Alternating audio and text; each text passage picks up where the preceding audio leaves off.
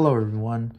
Um Doing my own reaction of that a while back I was in Standing for Juice channel, and it was Kent Hovind and Atheist Junior versus Kent Hovind.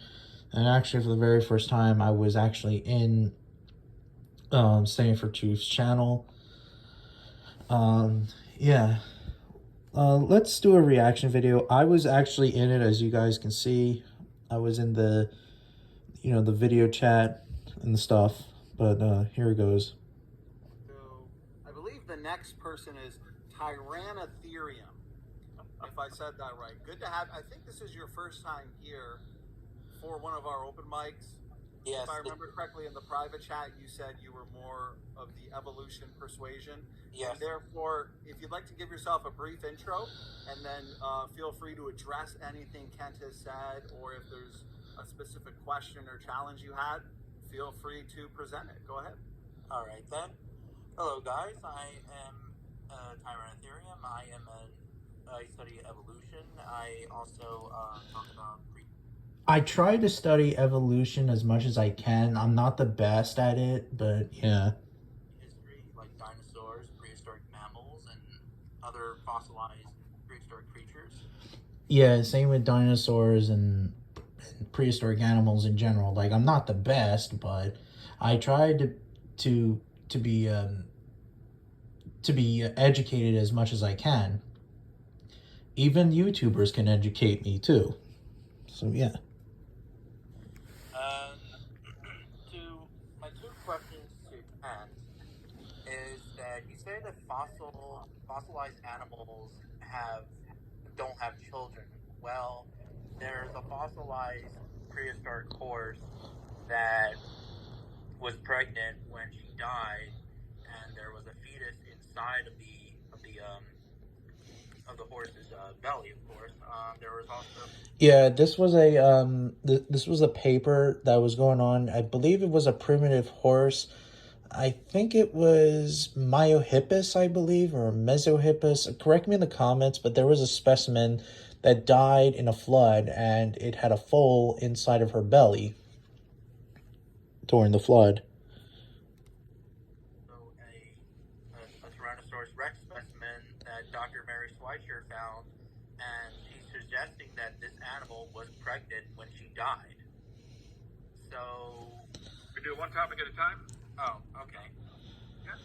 Yeah, and of course, the classic 9, one topic at a time. I also like how, like, Atheist Junior, like, he always also says one topic at a time, but yet Kent goes on and on, so it's not fair, So, who's the one who's saying one topic at a time?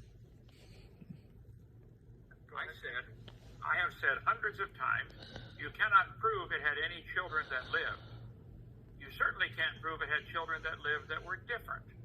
Was this fossil that was pregnant producing the same kind of animal as the mom or dad was? Yes. Was the horse going to have a horse? Was the baby going to be a horse? Yes. Okay.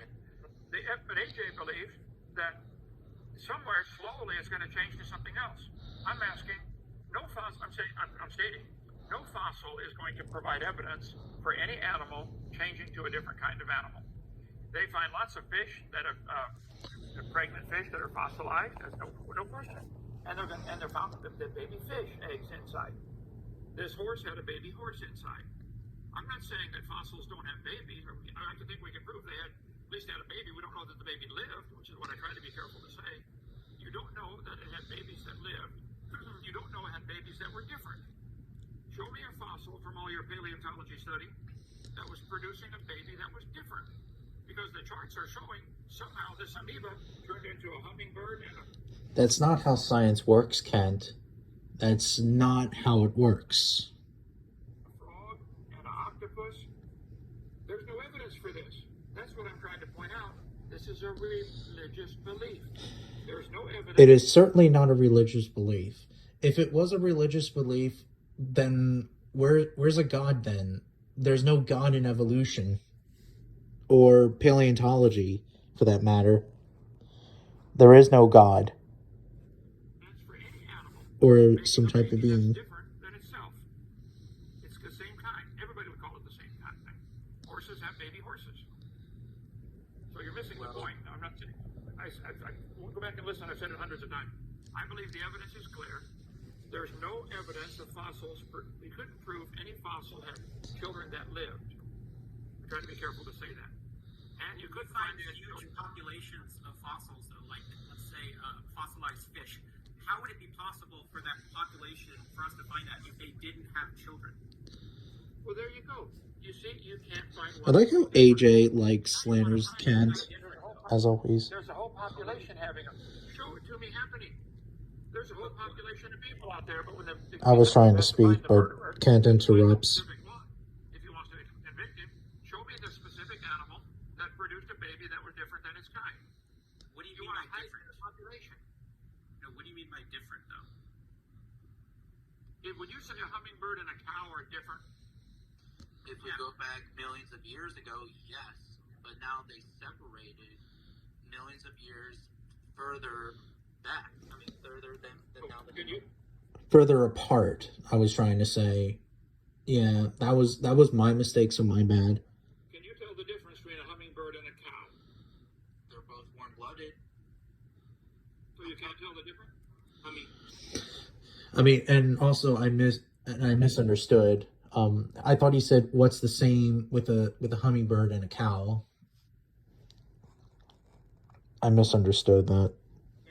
Well, Yeah, there's a difference.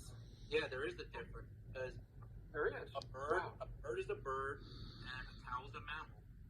Very good. I understand. Has everybody ever seen hummingbirds produce non-baby hummingbirds? We have them around here at our bird feeders, and they make baby hummingbirds every time.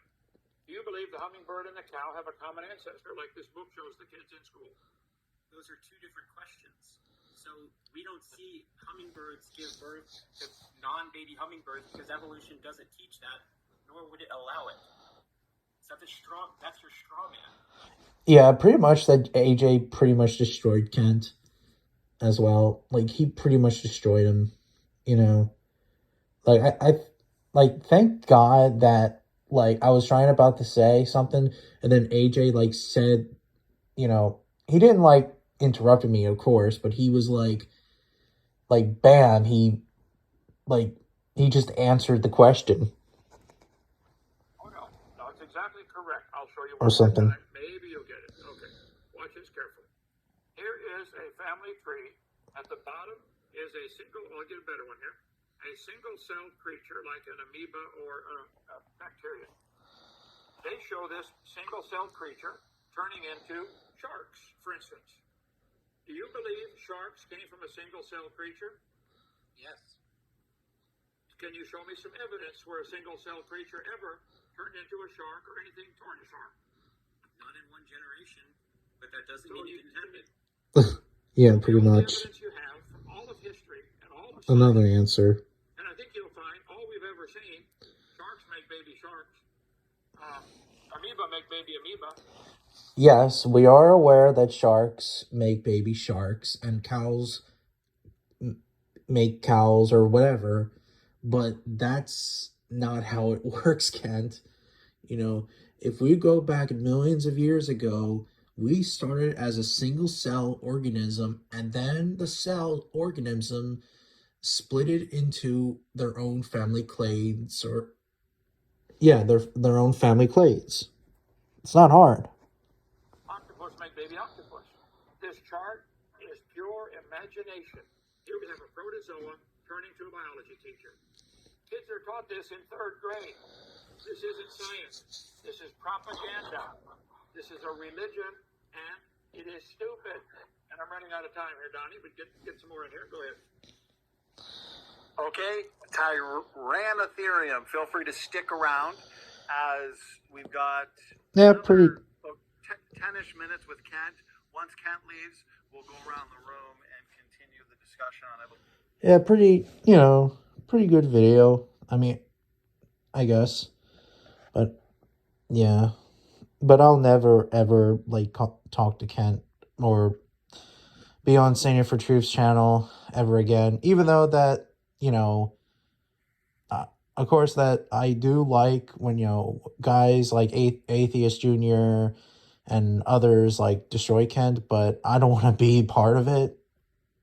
So because Kent repeats the same topic over and over and over again. Not to mention I'm not experienced with it. AJ's more experienced than I am. So yeah.